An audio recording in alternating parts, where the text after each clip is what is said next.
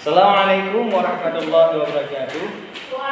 Alhamdulillahirabbil alamin wassalatu wassalamu ala asyrafil anbiya'i wal mursalin wa ala alihi wa sahbihi ajma'in.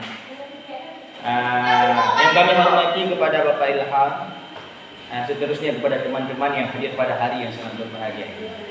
Maka pada hari ini kami ingin menyampaikan sedikit tentang pengertian hadis. Apa yang dimaksud dengan hadis? Hadis banyak pengertiannya. Di antara hadis, pengertian hadis karena memang berasal daripada hadasa yahdusu hadasan, maka hadis ini diartikan dengan adalah bahasa, dengan bahasa. Namun ada juga yang mengartikan dengan khabar. Maka dalam hal ini secara syara ataupun secara agama, pengertian hadis yang cocok dinisbahkan kepada Rasulullah SAW adalah khabar. Maka dalam hal ini khabar adalah mahtamalah sidqa wal kidbah, sesuatu yang boleh jadi itu benar dan boleh jadi itu salah. Maka karena dinisbahkan kepada diri Rasulullah SAW ataupun zat Rasulullah, maka hadis ini adalah benar.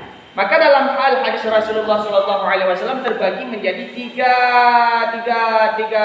poin ataupun tiga perkara. Yang pertama, hadis yang dibangsakan kepada qauli, yaitu perkataan, yaitu ucapan yang disampaikan oleh Rasulullah SAW. Itu adalah sebuah hadis yang bila seandainya pendapat tersebut perbuatan yang dianjurkan untuk mengerjakan yang sudah dikerjakan, yang bila seandainya perkataan itu untuk ditinggalkan yang sudah ditinggalkan. Adapun yang kedua yaitu perbuatan.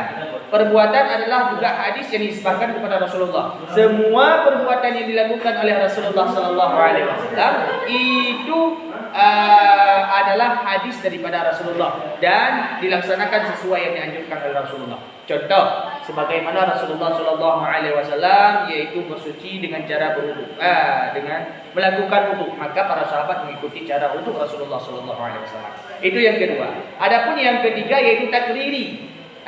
Takriri ada ijma' sukuti, dinamakan dengan ijma' sukuti, yang mana diam Rasulullah SAW terhadap sebuah perbuatan yang dilakukan oleh para sahabat, maka dijadikan sebagai dalil ataupun sebagai hadis yang dinamakan dengan hadis takriri, yang diakui oleh Rasulullah. Karena as-sukutu tadullu ala ridha, diamnya Rasulullah SAW terhadap sebuah perbuatan daripada para sahabat itu menunjuki kepada ridhanya Rasulullah terhadap perbuatan itu, maka dinamakan dengan takriri. Adapun hadis takriri yang disebutkan kepada Rasulullah itu tiga poin daripada hadis Rasulullah. Yang pertama qauli, yang kedua fi'li, yang ketiga adalah takriri. Adapun permasalahan hadis-hadis daripada Rasulullah juga terbagi kepada tiga poin. Ini yang saya katakan tadi.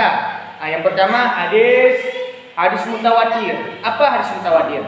Hadis mutawatir adalah sesuatu hadis yang masyhur daripada kalangan para perawi-perawi hadis. Kemudian hadis tersebut sampai sanadnya kepada Rasulullah SAW. Ini dinamakan dengan hadis mutawatir. Ini martabat yang pertama. Karena kabarnya Rasulullah disampaikan oleh seluruh para perawi hadis dan dinisbahkan kepada Rasulullah.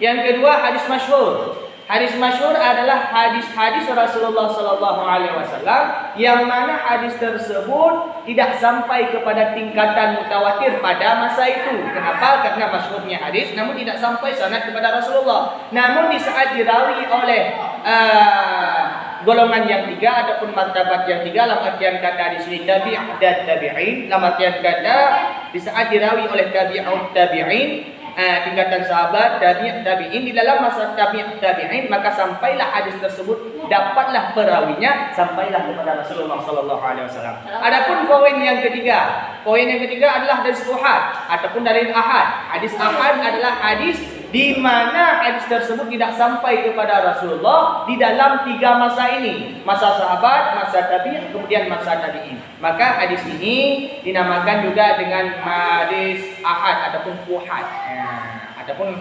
hasan. Maka dalam hadis hasan tingkatan yang ketiga daripada tiga pembagian hadis yang tadi. Yang pertama hadis mutawatir, yang kedua hadis masyhur, yang ketiga hadis fuhad. Maka hanya inilah yang dapat kami sampaikan. Hadanallahu wa iyyakum ajma'in. Assalamualaikum warahmatullahi wabarakatuh. Waalaikumsalam.